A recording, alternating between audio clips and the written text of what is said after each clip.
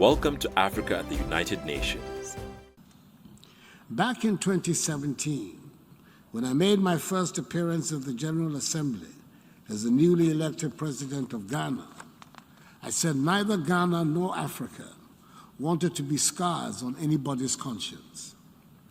I said we want to build economies that are not dependent on charity and handouts, because long and bitter experiences have taught us that no matter how generous the charity, we would remain poor. 1 year on, although infection rates and deaths are relatively lower in the region, the virus's impact on economies and livelihoods has been damaging. The pandemic has also shown us that the great advances in science and technology notwithstanding, we still have a lot to learn and discover about the human body and about life. Thus far, in spite of the grisly predictions of dead bodies littering the streets of Africa,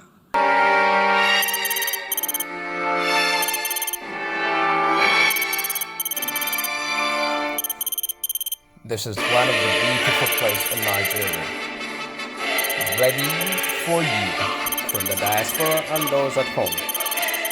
Wonderful. Get in touch.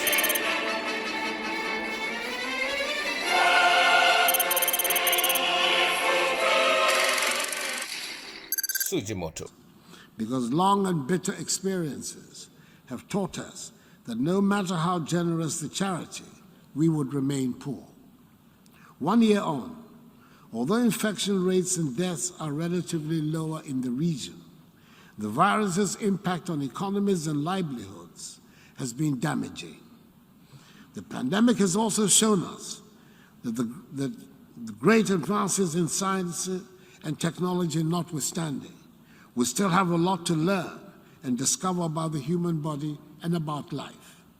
Thus far, in spite of the grisly predictions of dead bodies littering the streets of Africa, and in spite of not having as much access to vaccine as the developed world, Africa seems mercifully to have escaped the worst of the COVID death rates, and for that, we thank God. One unfortunate development appears to be the recent measures on entry into some countries in Europe, which suggests that Covishield, the Oxford AstraZeneca vaccine manufactured in India, is not recognized by these countries. What is intriguing is the fact that this vaccine was donated to African countries through the COVAX facility. The use of vaccines as a tool for immigration control will be a truly retrogressive step. Even before the pandemic outbreak, many had concluded that the current structure of global economic cooperation, designed some 77 years ago, has proven inadequate to finance infrastructure and economic transformation in developing countries. Given the incapacity of the global financial system to produce the necessary outcomes to finance sustainable development, we need a constructive review. COVID-19 provides a great chance to rethink global economic cooperation based on the principles of mutuality, equity, sustainability, and collective prosperity envisaged by the SDGs. There is no question but that if the famous gathering in San Francisco was to take place today, it would be a significantly different United Nations Charter that would be written. In much the same way, a World Bank or IMF or WHO that is born today would be radically different institutions from those that were set up after the World War, as many of the countries in today's world, especially in Africa and the Caribbean, were not present in San Francisco. African governments have already spent scarce reserves fighting the pandemic and providing social protection to millions of affected households.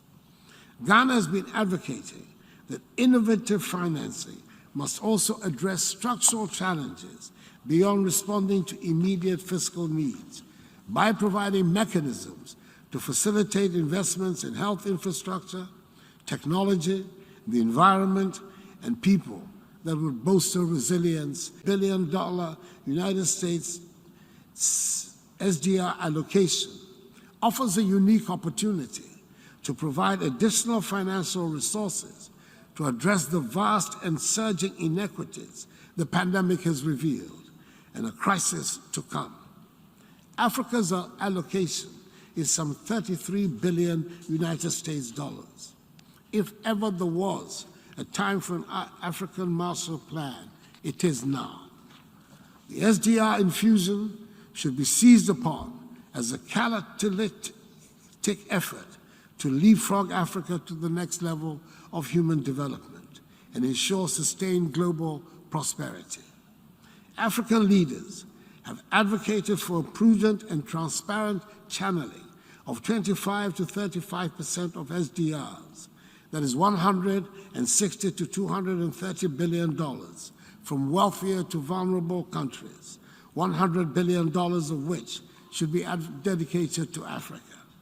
We welcome the support of the European countries represented at the Africa Summit in France, the IMF, the G7 and G20 to some SDR redistribution.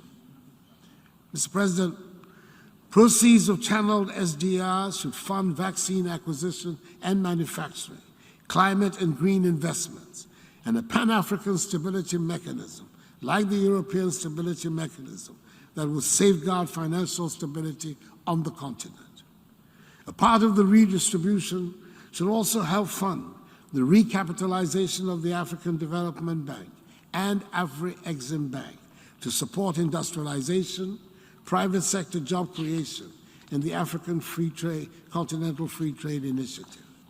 Thirdly, we must reposition key multilateral organizations and international financial institutions such as the United Nations, the other Bretton Woods institutions, and the G20 to reflect inclusiveness, support country investments in global public goods, and ensure fast-track financial support to build back better and prepare for future pandemics.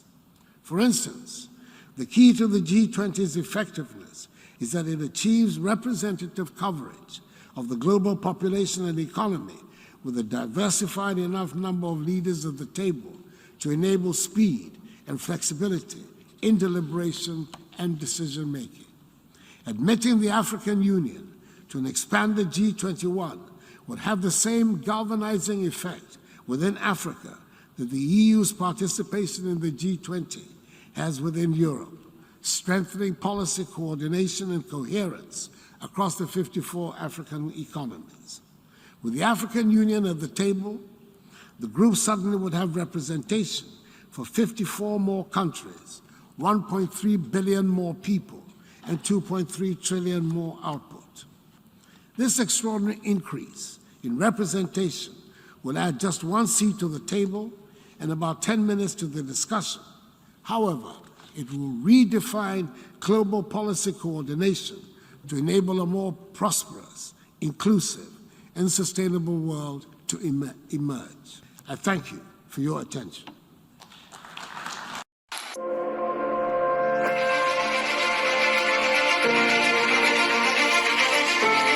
New estate in Lagos, Nigeria. Get in touch. It could be your ideal place in Nigeria, West Africa, and the African continent.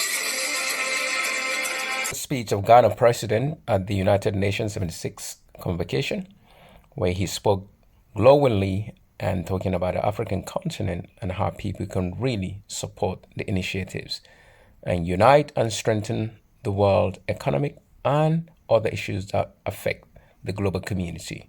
Please follow and get more information on social media at Alistair Soyode. That's ALISTARSOYODE. God bless you and to Africa's greatness.